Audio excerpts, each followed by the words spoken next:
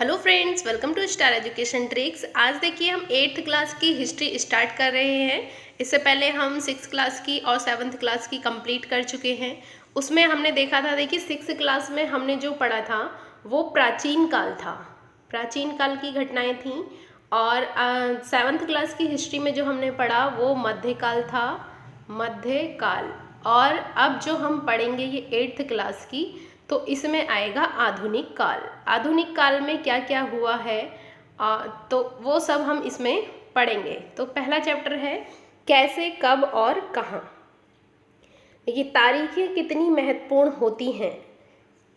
एक वक्त था जब इतिहासकार तारीखों के जादू में खोए रहते थे। कब किस राजा की ताजपोशी हुई, कब कौन सा युद्ध हुआ, इन्हीं तारीखों पर गर्मा गर्म बहसें चलती थीं। आम समझ के हिसाब से इतिहास को तारीखों का पर्यायवाची माना जाता है। आपने भी लोगों को यह कहते सुना होगा, इतिहास तो बहुत उबाऊ है भाई, बस तारीखें रटते चले जाओ। क्या इतिहास के बारे में ये धारणा सही है? तो ये धारणा सही नहीं है। देखिए इतिहास सिर्फ तारीखों पर ही डिपेंड नहीं है। इतिहास से हमें समझ मिलती है कि इतिहास में क्या हो चुका है। आज जो हम हैं यहाँ पर, तो ये किसकी देन है, कैसे कैसे परिवर्तन हुआ है। धीरे धीरे हर चीज़ को में परिवर्तन आता है। तो इसको जानने के लिए हम इतिहास के बारे में पढ़ते हैं। इनमें कोई शक नहीं कि इतिहास अलग अलग समय पर आने वाले बदलावों के बारे में होता है। देखिए अलग अलग समय में जो बदलाव आते हैं उसके बारे में होता है इतिहास। इसका संबंध इस बात से है कि अतीत में चीज़ें किस तरह की थीं और उनमें क्या बदलाव आए। तो हम जब इतिहास पढ़ते हैं, हमने सिंधु घाटी की सभ्यता पढ़ी थी क्लास 6 में, तो वहाँ पर कैसी सभ्यता थी, बीच में कैसी हुई, गाँव की सभ्यता हुई और अब कैसी है। तो ये सारी चीज़ें देखने के लिए हम इतिहास पढ़ते हैं। जैसे ही हम अतीत और वर्तमान की तुलना करते हैं, हम समय का जिक्र करने लगते हैं, हम पहले और बाद में की बात करने लगते हैं। रोज़मर्रा की ज़िंदगी में हम अपने आसपास की चीज़ों पर हमेशा ऐतिहासिक सवाल नहीं उठाते। हम चीज़ों को स्वाभाविक मानकर चलते हैं, मानो जो कुछ हमें दिख रहा है वह हमेशा ऐसा ही रहा हो। लेकिन हम सबके सामने कभी कभी अचंभे के क्षण आते हैं। कई बार हम उत्सुक हो जाते हैं और ऐसे सवाल पूछते हैं जो वाकई ऐतिहासिक होते हैं। किसी व्यक्ति को सड़क किनारे चाय के घूंट भरते देखकर आप इस बात पर हैरान हो सकते हैं कि चाय या कॉफ़ी पीने का चलन शुरू कब से हुआ होगा। तो देखिए ये भी इतिहास की बात है। रेलगाड़ी की खिड़की से बाहर झांकते हुए आपके जहन में ये सवाल उठ सकता है कि रेलवे का निर्माण कब हुआ। रेलगाड़ी के आने से पहले लोग दूर दूर की यात्रा किस तरह कर पाते थे। सुबह सुबह अखबार पढ़ते हुए आप ये जानने के उत्सुक हो सकते हैं कि जिस जमाने में अखबार नहीं छपते थे, उस समय लोगों को चीज़ों की जानकारी कैसे मिलती थी। तो ये सारी चीज़ें हम सोच सकते हैं। और ये कैसे कैसे आई, हमारे भारत में कहाँ से शुरू हुई, तो इसी को जानने के लिए इसी को जानते हैं हम इतिहास पढ़कर। इतिहास देखिए एक चित्र है, ये ब्राह्मण ब्रिटेनिया को शास्त्र भेंट कर रहे हैं। जेम्स रेनेल द्वारा तैयार किए गए पहले नक्शे का आवरण है ये। 1782 रॉबर्ट क्लाइव ने रेनेल को हिंदुस्तान के नक्शे तैयार करने का काम सौंपा था। रॉबर्ट क्लाइव ने भारत पर अंग्रेजों की विजय के समर्थन रेनेल को वर्चस्व स्थापित करने की प्रक्रिया में नक्शे तैयार करना बहुत महत्वपूर्ण लगता था। इस तस्वीर में दिखाया गया है कि भारत के लोग स्वेच्छापूर्वक अपने प्राचीन पवित्र ग्रंथ ब्रिटिश सत्ता के प्रतीक ब्रिटेनिया को सौंप रहे हैं, मानो वे उसे भारतीय संस्कृति की रक्षा के लिए आने का आग्रह कर रहे हैं। आगे देखते हैं। ये सारे ऐतिहासिक सवाल हमें समय के बारे में सोचने के लिए प्रेरित कर देते हैं। देखिए हम अगर सोचें कि रेलगाड़ी कब से चलनी शुरू हुई, चाय पीना कब से शुरू हुआ हमारे भारत में, तो ये सब हमें ऐतिहासिक सवाल हमें समय के बारे में सोचने पर मजबूर कर देते हैं कि ये कब हुआ होगा। समय को हमेशा साल या महीने के पैमाने पर ही नहीं देखा जा सकता। कई बार ऐसी प्रक्रियाओं के लिए कोई तारीख तय करना वाकई गलत होता है जो एक लंबे समय तक चलती रहती है।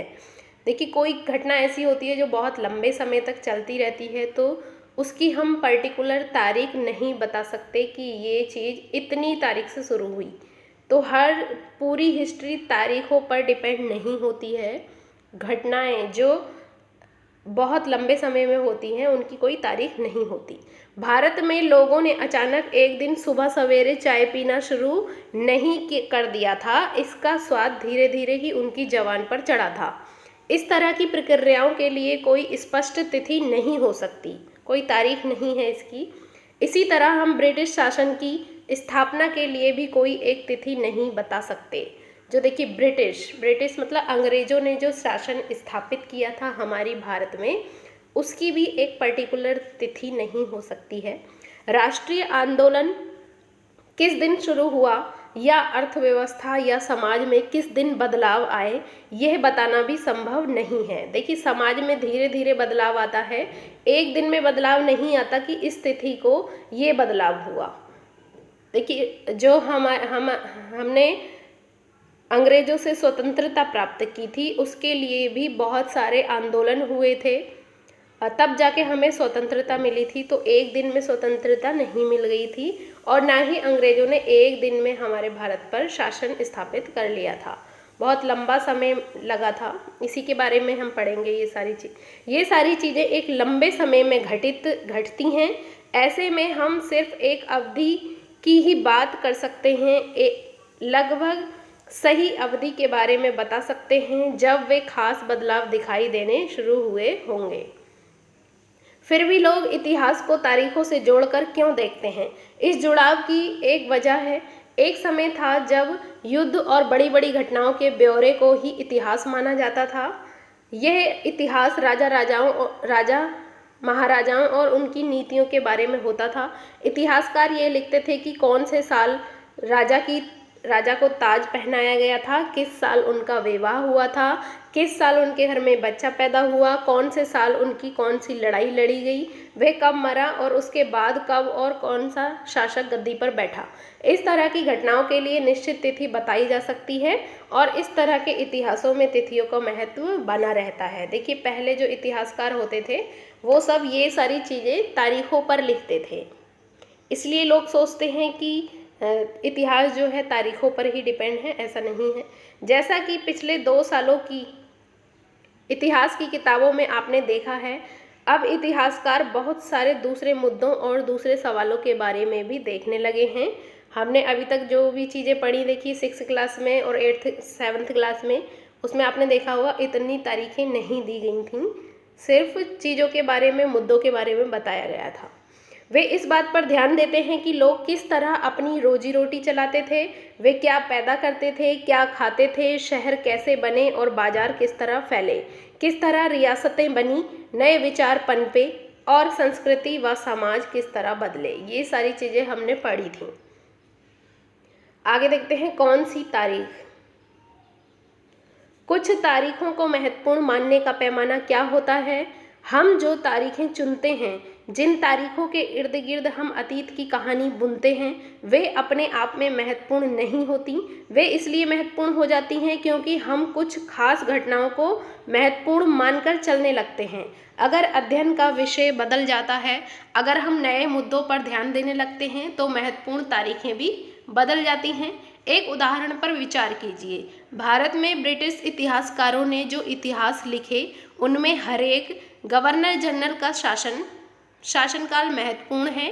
ये इतिहास प्रथम गवर्नर जनरल वॉरेन हेस्टिंग के शासन से शुरू होते थे और आखिरी वायसराय लॉर्ड माउंटबेटन के साथ खत्म होते थे। अलग अलग अध्यायों में हम दूसरे गवर्नर जनरलों जैसे Hasting, Wellesley, Bentinck, Dalhousie, Canning, Lawrence, Lytton, Ripon, Curzon, Hardinge, Irwin के बारे में भी पढ़ते हैं। ये सारे देखिए गवर्नर जनरल रह चुके हैं अंग्रेजों के ज़माने में। इस इतिहास में गवर्नर जनरलों और वायसरायों का कभी न खत्म होने वाला सिलसिला ही छाया रहता था। इतिहास की इन किताबों में सारी तारीखों का महत्व इन अधिकारियों, उनकी गतिविधियों, नीतियों, उपलब्धियों के आधार पर ही तय होता था। ये ऐसे था मानो इन लोगों के जीवन के बाहर कोई ऐसी चीज नहीं थी जिससे जानना महत्वपूर्ण हो। इन लोगों के जीवन का क्रम ब्रिटिश भारत ने इतिहास में अलग अलग अध्यायों का विषय बन जाता था। क्या हम इसी दौर के इतिहास को अलग ढंग से नहीं लिख सकते? गवर्नर जनरलों के इस इतिहास के चौखटे में हम भारतीय समाज के विभिन्न समूहों और वर्गों की गतिविधियों पर किस तरह ध्यान दे सकते हैं? देखिए, जब ये गवर्नर जनरल थे तो इतिहासकारों ने इन्हीं के बारे में ज़्यादा लिखा है, गवर्नर जनरलों के बारे में, कि इन्होंने क्या क्या किया, कब कौन सा गवर्नर जनरल बना, कब वायसराय बना, ये सब सारी चीज़ें। दूसरी चीज़ों पर उन्होंने इतना ध्यान नहीं दिया। जब हम इतिहास या कोई कहानी लिखते हैं तो उसे टुकड़ों या अध्यायों में बांट देते हैं। हम ऐसा क्यों करते हैं? ऐसा इसलिए किया जाता है ताकि हर अध्याय में कुछ सामंजस्य रहे। इसका मकसद कहानी को इस तरह सामने लाना होता है कि उसे आसानी से समझा जा सके और याद रखा जा सके। देखिए, इतिहास को अध्यायों में बांट दिया जाता है। जैसे हम ये हिस्ट्री पढ़ रहे हैं, इसमें 8-10 अध्याय हैं, 10 अध्यायों में बांटा गया है इसको। तो अध्ययन की सुविधा के लिए बांटा जाता है, जिससे हम अच्छे से याद रख सकें और सामंजस्य स्थापित कर सकें। इस प्रक्रिया में हम सिर्फ उन घटनाओं पर जोर देते हैं जो उस कहानी को पेश करने में मददगार होती है। जो इतिहास गवर्नर जनरलों के जीवन के इर्द गिर्द चलता है, उनमें भारतीयों की गतिविधियाँ कोई मायने नहीं रखती। तो देखिए, इम्पोर्टेंट क्या था, उस पर ज़्यादा ध्यान दिया जाता है। तो जब ये गवर्नर जनरल थे, ये वॉरेन हेस्टिंग का चित्र है, जब ये गवर्नर जनरल था तो जो भारतीयों की गतिविधियां थीं वो इतनी महत्वपूर्ण नहीं थीं, इनका शासनकाल ज़्यादा महत्वपूर्ण था, इसलिए इन पर ज़्यादा ध्यान दिया गया। उनके लिए वहाँ कोई जगह नहीं होती, तो फिर क्या किया जाए? जाहिर है हमें अपने इतिहास का एक अलग खाका बनाना पड़ेगा। इसका मतलब ये है कि अब तक जिन तिथियों को महत्व दिया जा रहा था वे महत्वपूर्ण नहीं रहेंगी, हमारे लिए नई तिथियाँ महत्वपूर्ण हो जाएंगी। देखिए, ये वॉरेन हेस्टिंग है, 1773 में भारत के पहले गवर्नर जनरल बने थे ये वॉरेन हेस्टिंग। तो पूछा जाता है एग्जाम में क्वेश्चन की फर्स्ट गवर्नर जनरल कौन थे भारत के? तो ये थे वॉरेन हेस्टिंग। आगे देखते हैं, हम अवधियाँ कैसे तय करते हैं? 1817 में देखिए, स्कॉटलैंड के अर्थशास्त्री और राजनीतिक दार्शनिक कौन? जेम्स मिल ने 3 विशाल खंडों में a history of British India, मतलब ब्रिटिश भारत का इतिहास नामक एक किताब लिखी। इस किताब में उन्होंने भारत के इतिहास को हिंदू, मुस्लिम और ब्रिटिश, इन 3 कालखंडों में बांटा था। जैसे देखिए, प्राचीन काल जो था वो हिंदुओं का था इस तरीके से, और मध्यकाल में जो था मुगल थे, ये सब थे, दिल्ली सल्तनत थी तो ये मुस्लिमों की थी। और अब जो हम आधुनिक काल पढ़ेंगे इसमें ब्रिटिश, मतलब कि अंग्रेज लोगों के बारे में हम पढ़ेंगे इसमें। तो इसने 3 भागों में बांटा था, कौन कौन सा? हिंदू, मुस्लिम और ब्रिटिश। कालखंडों के इस निर्धारण को ज़्यादातर लोगों ने भी मान लिया। क्या आपको भारतीय इतिहास को समझने के इस तरीके में कोई समस्या दिखाई देती है? हाँ, देखिए, इसमें समस्या है, क्योंकि देखिए जब हिंदू शासन कर रहे थे प्राचीन काल में तो कुछ मुस्लिम भी थे, और जब मुस्लिम शासन कर रहे थे तो बहुत सारे हिंदू भी थे, हिंदू भी शासन कर रहे थे। जैसे मराठा थे, शिवाजी थे औरंगजेब के समय। तो ऐसा नहीं है कि मुस्लिम काल ही कहा जाएगा इसको। और जब ब्रिटिश थे तो इंडिया में और लोग भी थे, तो ये ऐसे समझना गलत है इसको। इतिहास को हम अलग अलग कालखंडों में बांटने की कोशिश क्यों करते हैं? इसकी भी एक वजह है। हम एक दौर की खासियत उसके केंद्रीय तत्वों को पकड़ने की कोशिश करते हैं, इसलिए ऐसे शब्द महत्वपूर्ण हो जाते हैं जिनके सहारे हम समय को बांटते हैं। ये शब्द अतीत के बारे में हमें विचारों को दर्शाते हैं। वे हमें बताते हैं कि एक अवधि से दूसरी अवधि के बीच आए बदलावों का क्या महत्व होता है। मिल को लगता था, ये जेम्स मिल को लगता था कि सारे एशियाई समाज सभ्यता के मामले में यूरोप से पीछे हैं। इतिहास की उनकी समझदारी ये थी कि भारत में अंग्रेजों के आने से पहले यहाँ हिंदू और मुसलमान तानाशाही का ही राज चलता था। यहाँ चारों ओर केवल धार्मिक बैर, जातिगत बंधनों और अंधविश्वासों का ही बोलबाला था। ये सब जेम्स मिल को लगता था ऐसा। मिल की राय में ब्रिटिश शासन भारत को सभ्यता की राह पर ले जा सकता था। इस काम के लिए जरूरी था कि भारत में यूरोपीय शिष्टाचार, कला, संस्थानों और कानूनों को लागू किया जाए। मिल ने तो यहाँ तक सुझाव दिया था कि अंग्रेजों को भारत के सारे भूभाग पर कब्जा कर लेना चाहिए ताकि भारतीय जनता को ज्ञान और सुखी जीवन प्रदान किया जा सके। उनका मानना था कि अंग्रेजों की मदद के बिना हिंदुस्तान प्रगति नहीं कर सकता।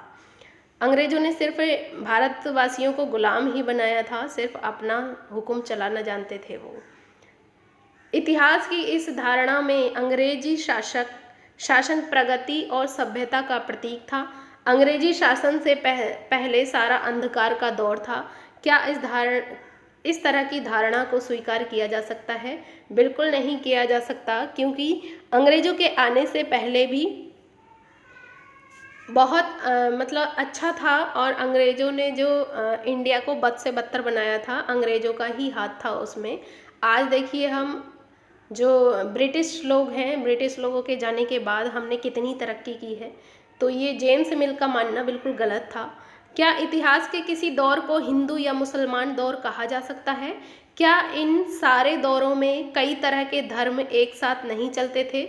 बिल्कुल चलते थे। देखिए हर दौर में कई धर्म चलते थे एक साथ। किसी युग को केवल उस समय के शासकों के धर्म के हिसाब से तय करने की ज़रूरत क्या है? अगर हम ऐसा करते हैं तो इसका मतलब ये कहना चाहते हैं कि औरों के जीवन और तौर तरीके का कोई महत्व नहीं होता है।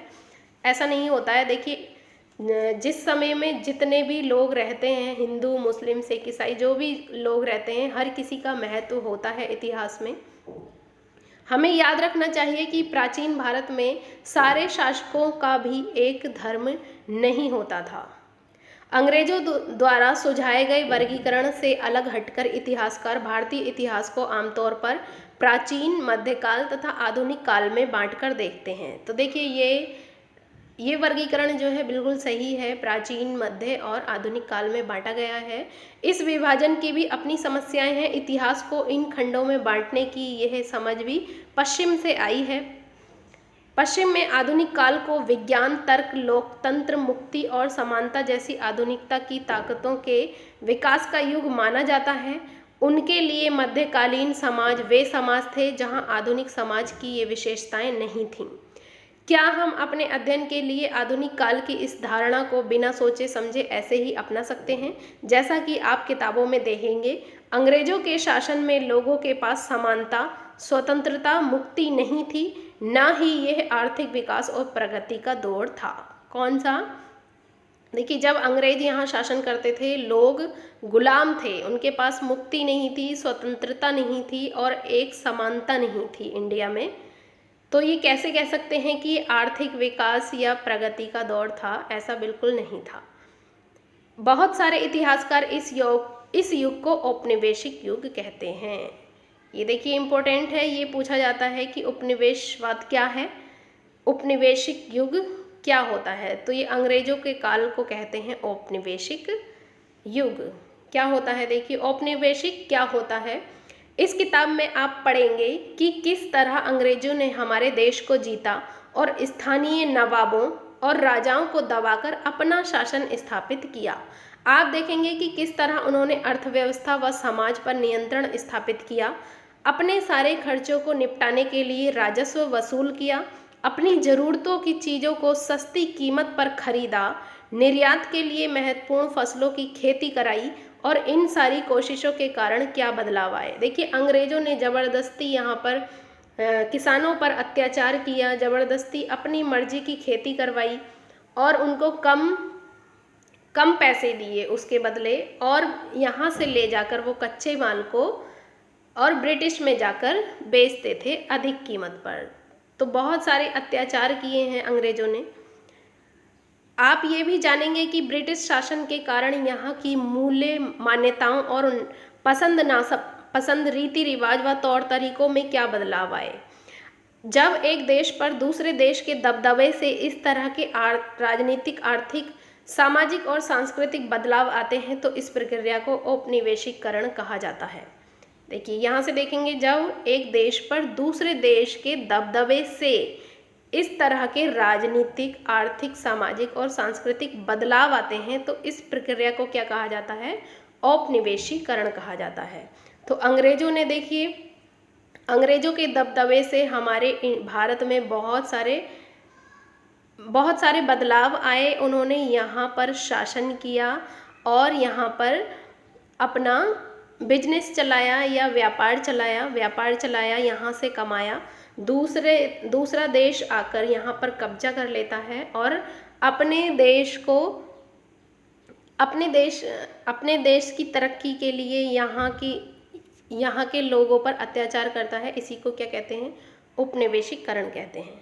लेकिन जल्द ही आप ये समझ जाएंगे कि सारे वर्ग और समूह इन बदलावों को ऐसे ही ढंग से अनुभव कर सकते थे।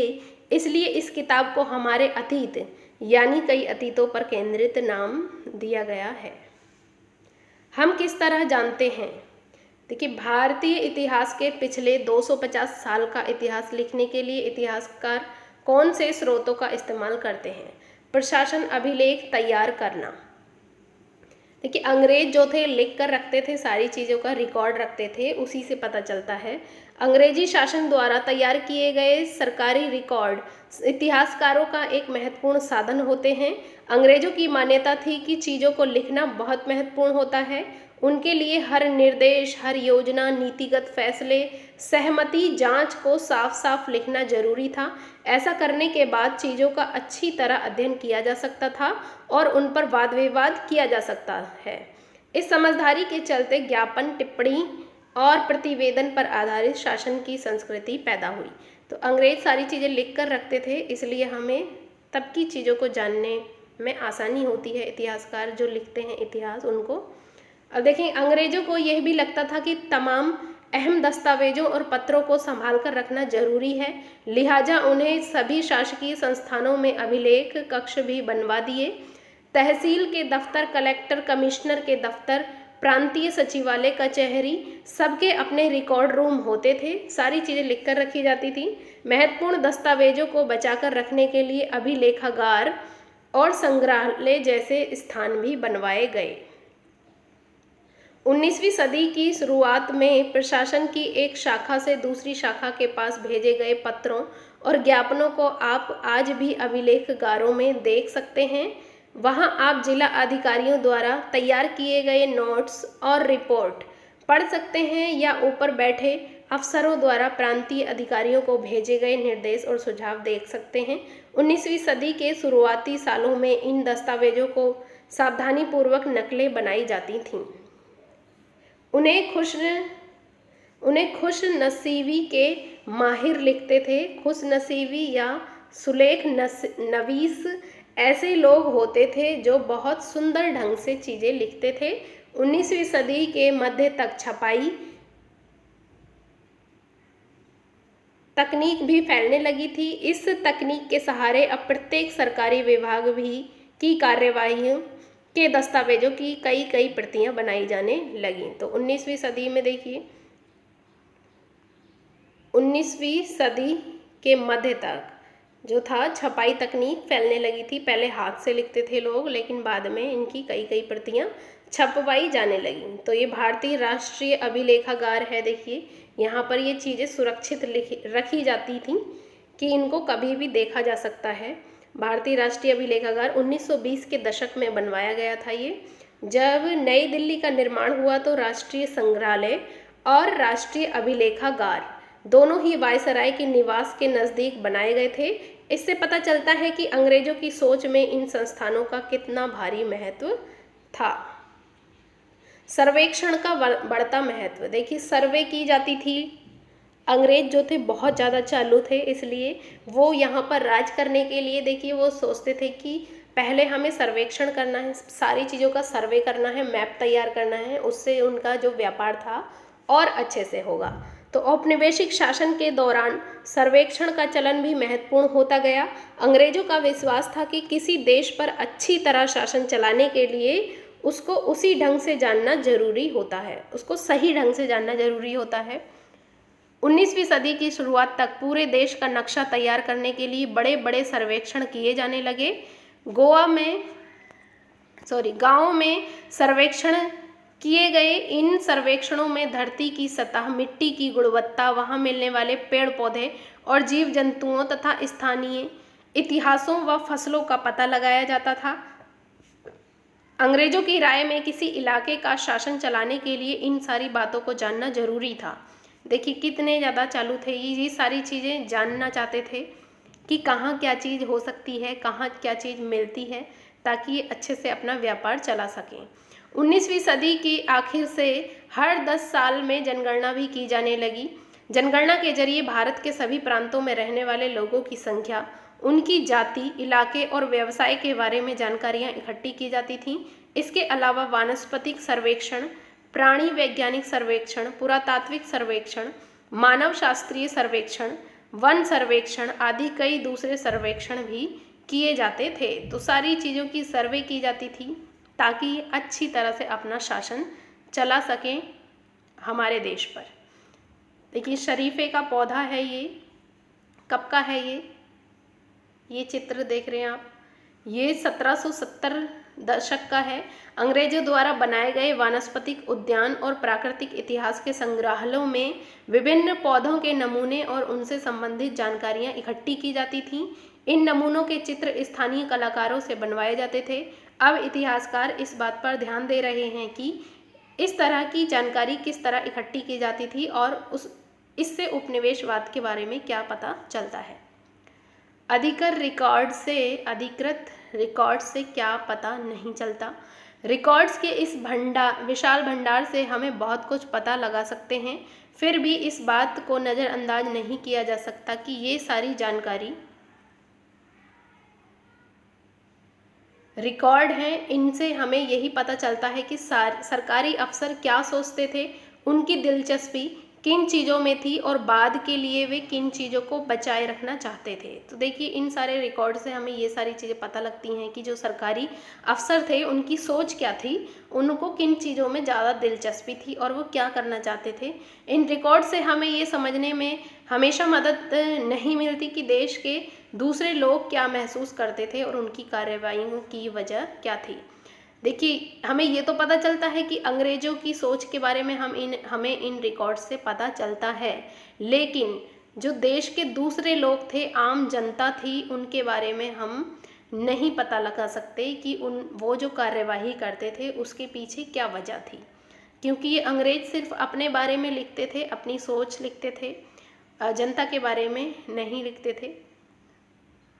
अब देखिए ये तस्वीर देखेंगे आप, ये तस्वीर है बंगाल में मानचित्रण और सर्वेक्षण कार्य चल रहा है। ये लोग अंग्रेज लोग सर्वेक्षण कर रहे हैं, सर्वे कर रहे हैं। इसमें जेम्स प्रिंसेप द्वारा बनाई गई तस्वीर है ये 1832 की। देखिए ध्यान से देखें कि सर्वेक्षण में इस्तेमाल होने वाले सारे उपकरणों को चित्र के अगले हिस्से में दिखाया गया है। चित्रकार इस परियोजना के वैज्ञानिक स्वरूप पर खास तौर से जोर देना चाहते थे। आगे देखेंगे।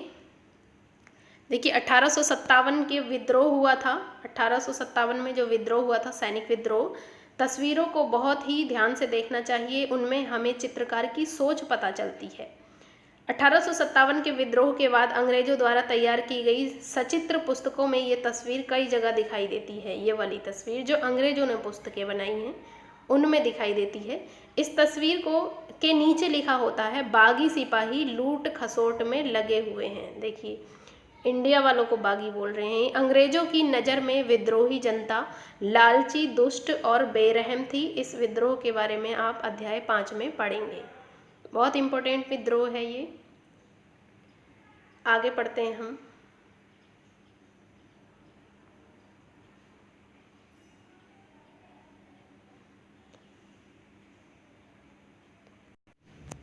देखिए इन बातों को जानने के लिए हमें कहीं और देखना होगा, मतलब कि जो जनता महसूस करती थी, दूसरे लोग महसूस करते थे, उन्हें जानने के लिए जब हम ऐसे दूसरे स्रोतों की तलाश में निकलते हैं तो उनमें भी कोई कमी नहीं रहती, लेकिन सारी सरकारी रिकॉर्ड्स के मुकाबले उन्हें ढूंढना जरा मुश्किल साबित होता है। इस लिहाज से लोगों की डायरियाँ, तीर्थ यात्राओं और यात्रियों के संस्मरण, महत्वपूर्ण लोगों की आत्मकथाएं और स्थानीय बाजारों में बिकने वाली लोकप्रिय पुस्तिकाएं महत्वपूर्ण हो जाती हैं। जैसे जैसे छपाई की तकनीक फैली, अखबार छपने लगे और विभिन्न मुद्दों पर जनता में बहस भी होने लगी। नेताओं और सुधारकों ने अपने विचारों को फैलाने के लिए लिखा, कवियों और उपन्यासकारों ने अपनी भावनाओं को व्यक्त करने के लिए लिखा। तो ये जो चीज़ें लिखते थे, इन्हीं से ही इतिहासकारों को इतिहास लिखने में सुविधा होती थी। लेकिन ये सारे स्रोत उन लोगों ने रचे हैं जो पढ़ना लिखना जानते थे। इनसे हमें ये पता नहीं लग सकता कि आदिवासी और किसान, खदानों में काम करने वाले मजदूर या सड़कों पर जिंदगी गुजारने वाले गरीब किस तरह के अनुभवों से गुजर रहे थे। देखिए, इतिहास को जानने के लिए हम जो ये पढ़े लिखे होते थे, इनकी डायरियाँ और सारी चीज़ें देखकर पता लगा सकते हैं। लेकिन जो पढ़ना लिखना नहीं जानते थे, जैसे आदिवासी हो गए, किसान, मजदूर वगैरह, और इन सब की भावनाओं को हम नहीं जान सकते उस समय ये क्या सोचते थे। अगर हम थोड़ी और कोशिश करें तो हम इस बारे में भी जान सकते हैं। जैसे जैसे आप इस किताब में आगे पढ़ेंगे आपको ये बात समझ में आने लगेगी। तो ये चैप्टर समाप्त हो गया है। इसके बाद हम अगला चैप्टर स्टार्ट करेंगे। अगर आपको वीडियो अच्छी लगी हो तो प्लीज़ लाइक करें और चैनल को सब्सक्राइब करें। वीडियो देखने के लिए थैंक यू।